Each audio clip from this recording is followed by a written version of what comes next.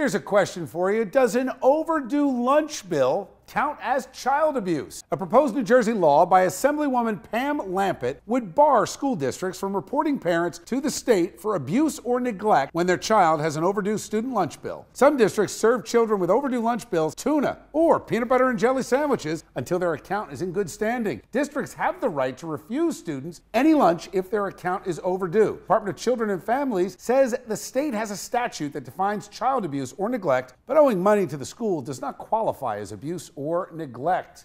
All right, let's bring back tonight's panel. We are joined by criminal defense attorney David Clark and former prosecutor, now defense attorney Bob Bianchi. David, I'll start with you on this.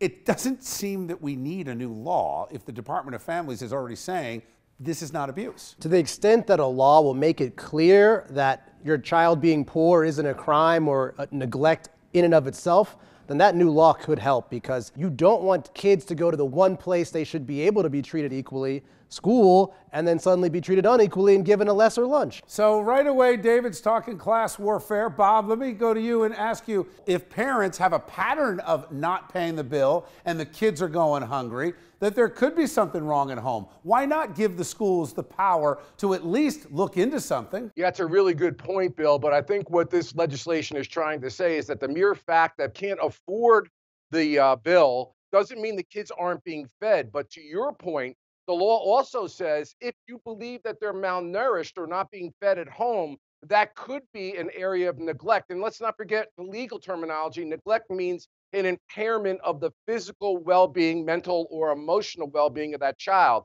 So I think that we could both do the law as well as, Bill, if we believe that a kid is not being fed at home, that should be reported. Isn't the real problem here politicians who are just looking to grab a headline? The politicians are doing what they should do, which is protecting their constituents, the people who are small and can't speak up and say, I got a problem here, my kid's not getting fed equally because we didn't pay the bill. Why are we not feeding all the kids PB&J and tuna? It's cheaper on the taxpayers and it's certainly healthy. Well, Bill, you want to feed kids a nutritious lunch and one that they're going to like, and I'm not necessarily certain how much tuna with all the mercury and things that are contained in that, or PB&J, is actually nutritious. But I will say this to your other point.